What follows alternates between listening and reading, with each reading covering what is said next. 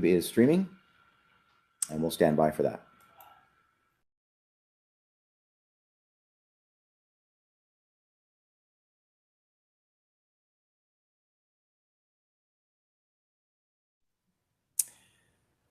Hello, everyone. Thank you so much for joining us. I'm Eric Thompson. This is our 2 o'clock briefing for the Keremeos Creek wildfire, and we are recording at 2 o'clock p.m. Pacific time on August the 10th, Wednesday. We are joining you from the traditional unceded territory of the Syilx people in the Okanagan Nation, and in just a moment we'll hear from BC Wildfire. We'll have an update on the Keremeos Creek wildfire from Mikhail Elsey. He's with BC Wildfire Service. He's an information officer. We also have Area G Director Tim Roberts on the line with us, and we have members of the media who will be invited to ask questions. I see we have Chief Greg Gabriel as well from PIB, who, again, if you would like to join us and provide any comments, please just raise your hand and let us know. Before we get started with our wildfire update from BC Wildfire, I can tell you that the total number of properties under evacuation order within electoral area G and I remain the same from earlier today, which is 493. That's properties on evacuation order in electoral area G and I. Properties under evacuation alert, and that includes electoral areas G and I, as well as the village of Keremeos, 909. Let's go right to Mikhail now for an update on the fire. Mikhail, go ahead, please. Good afternoon. So with a little bit more accurate mapping of the north end of the fire, we were able to get a more accurate track of 6,712 hectares. So there was a small reduction in the size as we were able to basically fly closer to the perimeter on the northern section. The most recent reports out of the crews mopping up, especially in the 3A corridor, is that we're still finding a lot of heat. So we are going to be still doing a lot of work in that area. It's not a concern to our fire lines at this time. It's just we redirect a lot of our resources behind people's homes to really make sure that we get full extinguishment in those areas. And Mikhail, I understand that Green Mountain Road remains closed. That's from the Apex turnoff to Highway 3A. And to the best of your knowledge, the bulk of this fire is burning between Green Mountain Road to Apex Village. Would you say that's accurate? Yeah, so the flank, the western flank as we're calling it, is burning on the western side of Green Mountain Road. That's correct, sort of between the Apex Resort and Green Mountain Road. And that's all the way down basically to the south corner, which is above Olalla. Let's open it up to questions now from the media or anyone else who is participating who would like to ask questions. If you have any questions for Mikhail Elsey from BC Wildfire Service, please put your hand up. I see Joe Fries has his hand up from the Penticton Herald. Go ahead, please, Joe. Thank you. I know the fire is still listed as being the cause is under investigation, but can you say where that investigation stands? Do you still have people working it? And is there any suspected cause? And when do you expect to officially release the cause? Yeah, unfortunately, I actually don't have any updated information on that one. I know that we have investigators were in on the site looking at it, but right now we're still in a suspected or under investigation because we don't have a suspected cause at this time. Did you have a follow-up, Joe? No, thank you. Go ahead, Joe. No, thank you. No, you're good. Okay. And I see Director Tim Roberts from Electoral Area G has his hand up. Go ahead, please. Oh, thank you. As a follow-up, a question we talked about prior to being online. Really thankful for the movements that have happened from 10 this morning in regards to the access of people from Sheep Creek Road down to Pierce Road by Victoria Pines. I've been fielding, and I didn't take part in the 10 o'clock briefing because I was fielding a lot of calls from people that are in the area further south of Olalla that are still in the evacuation order that don't see any fire activity above them, behind them, and they're not in a backburn area like Victoria Pines. And at the same time, while they're seeing people now being, going to be able to be escorted to their properties within a close proximity, if not the same distance in the burned out area. So their question is like, why not us? We're well irrigated. We're not in a fire ground area. And why are we still under evacuation? And so that's something that I've been fielding all day and trying to answer it effectively as possible. So if you can help me with that, I would really appreciate it. Thank you. Go ahead, Mikhail. Did you have anything to add on that? Yeah, sorry. Yeah, so the recommendation for those southern sections of the highway is a lot to do with the amount of infrastructure that we've put in terms of structure protection resources. So we have a significant amount of water bladders, hose, sprinklers still attached to people's homes that we're working to demobilize at this time.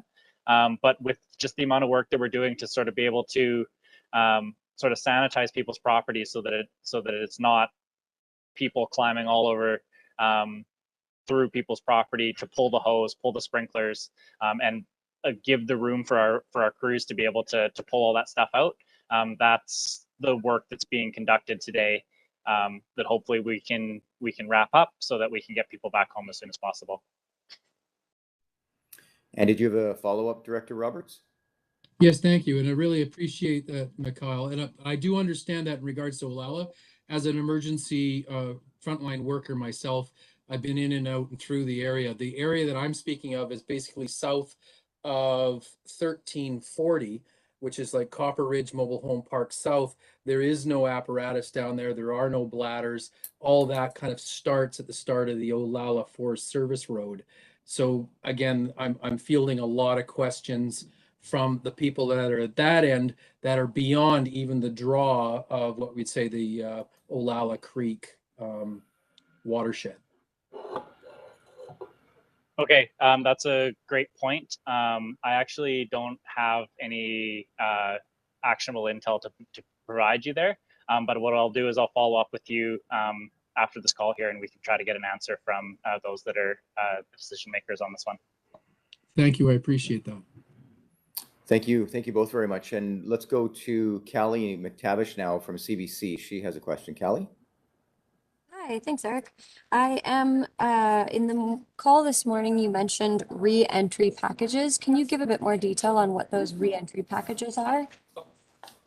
I sure can. I have one right here, and basically it provides a lot of information, everything from garbage collection to drinking water safety and use, food safety, if there was retardant dropped on a garden, for example, or any vegetables or food that you might be growing, things that you need to keep in mind there. And there's lots of handouts and information and several pages long. So basically anyone who is going through one of those checkpoints whose property was on evacuation order will receive a copy of the re-entry package. If you don't, it's a welcome back letter on the front.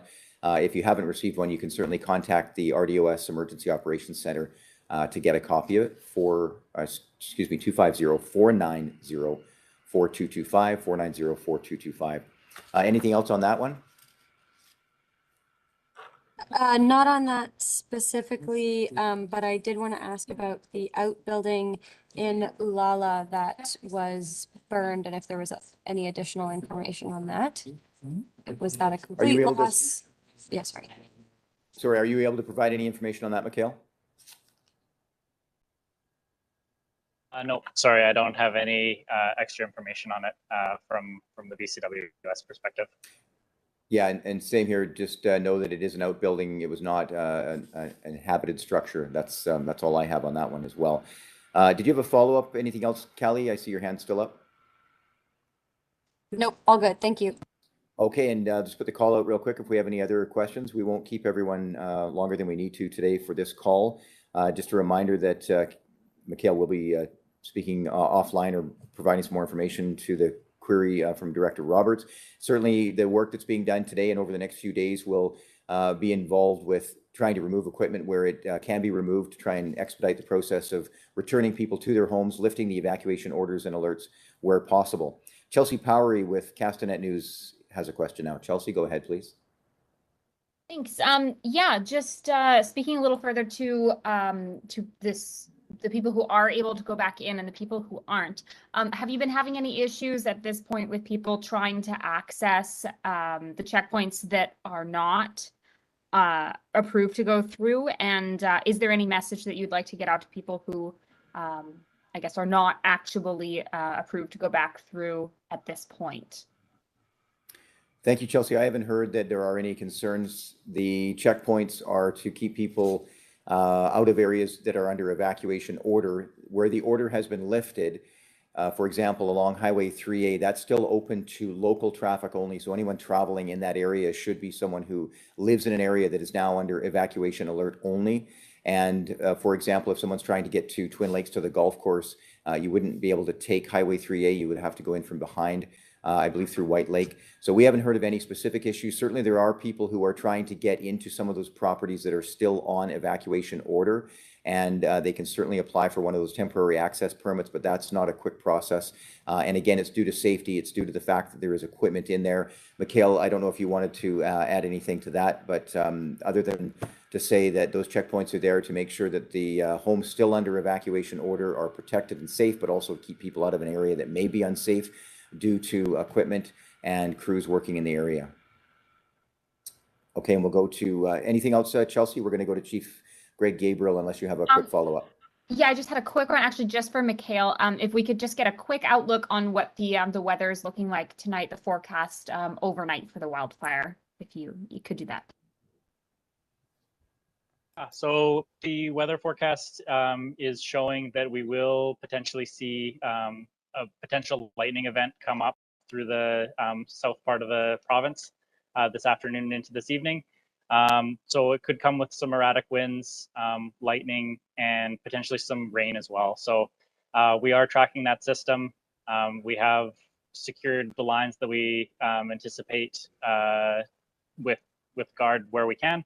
And yeah, it's basically when the system shows up, we'll react accordingly. Thank you. All right, thank you. Chief Greg Gabriel from PIB, Penticton Indian Band. Go ahead, please.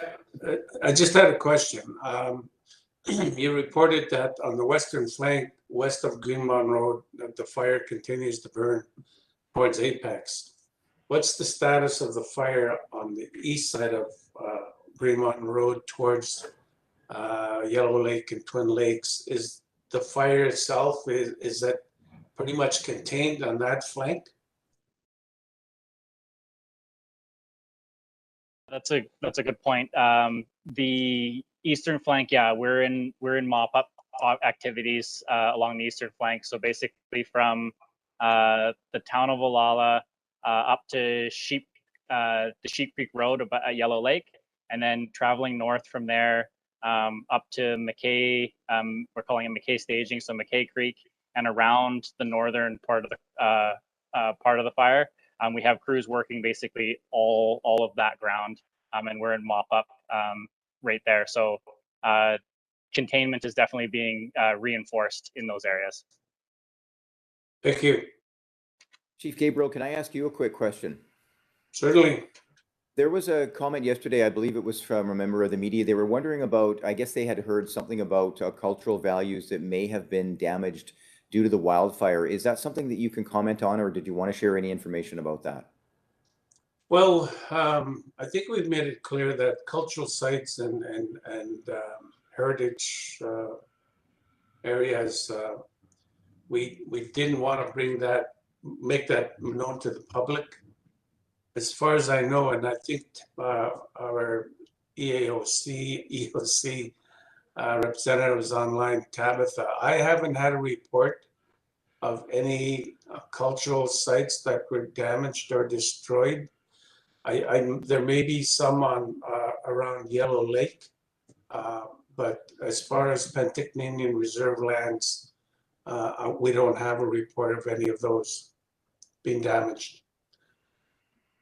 Okay, well, thank you very much.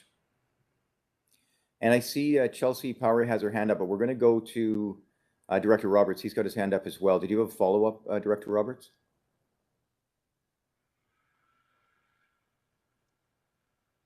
It was a leftover hand, sorry. Okay, no worries. Chelsea Powrie, go ahead, please. Mine was a leftover hand too, sorry. Okay, no worries. That's WebEx. Okay, I'm going to open it up to any final questions for any of our guests, specifically from BC Wildfire. Mikhail, Elsay, if you have any questions about the wildfire, we'll take those now. Otherwise, I'm just going to wrap up with a few final notes about that welcome back package and some solid waste collection information that you may need to know. Any final questions there for BC Wildfire Service? And it doesn't look like we have any. So Mikhail, we'll be back. We're planning to do another briefing tomorrow at 2 o'clock. That would be on Thursday. If required, things, it seems, are moving in the right direction as far as removing these alerts and orders as quickly as possible. Did you want to leave a final message with people about, for example, Highway 3A still being closed, Green Mountain Road being closed, and why? And I know we've talked about this several times before, but why it's important for people to respect those closures and stay out of the area where crews and equipment are still working. Yeah, thanks. The biggest thing, and you'll hear it time and again, is our number one safety is responder. Number one priority is responder safety. So the reasons that some areas remain to be closed is just because we're just trying to get it to a place where we can sort of work in a safe space for ourselves and still have people back in their homes, driving the highway, that kind of thing. So when we do get to the point where people are back home and using the roads, we just want to remind people to please slow down, please give us the space, please be vigilant about the activities. They will see active workers in and around either potentially their properties or along the highway. So we just want to remind people to please slow down and please be vigilant in these areas, as we do have workers still working out there. Excellent. Well, thank you very much. We really appreciate your time. And certainly a reminder that with this a weather system where there could potentially be lightning, that's always a concern. But human-caused wildfires are always a concern. So any of that behavior that we've talked about so many different times, whether it's a cigarette butt, lit burnt material of any kind, campfires that shouldn't be lit, it's really important that people take this quite seriously. We're into a very dry and warm period of time. So anything all of us can do to help prevent these wildfires is key.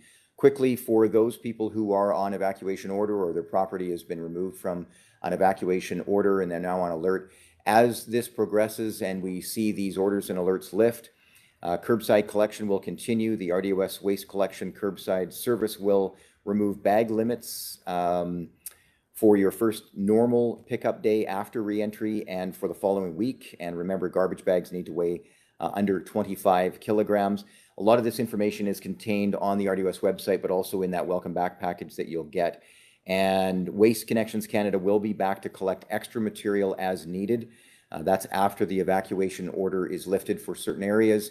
And a reminder as well, there is a certain way that you have to dispose of burnt materials. You can find that out again through the RDOS website or through that welcome back package. Burnt material, any burnt material needs to be placed aside for 2 weeks prior to being displaced in any collection or being placed in any collection. And please follow those procedures. And if you have any questions, you can contact the RDOS. And the Solid Waste Management Coordinator's number is 250-490-4203, 490-4203. We'll have another briefing on Thursday, August the 11th. That will be at 2 o'clock. In the meantime, you can follow your local social media channels for the RDOS, for BC Wildfire Service, and local news sources to get information. The website for the latest information for the RDOS is emergency.rdos.bc.ca. That's emergency.rdos.bc.ca. And for BC Wildfire, it's bcwildfire.ca.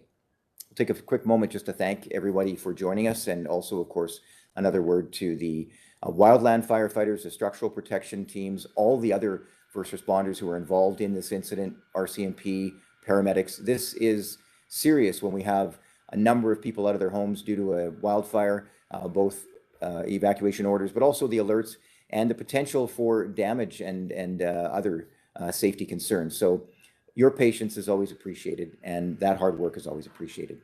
Thank you for today, and stay safe.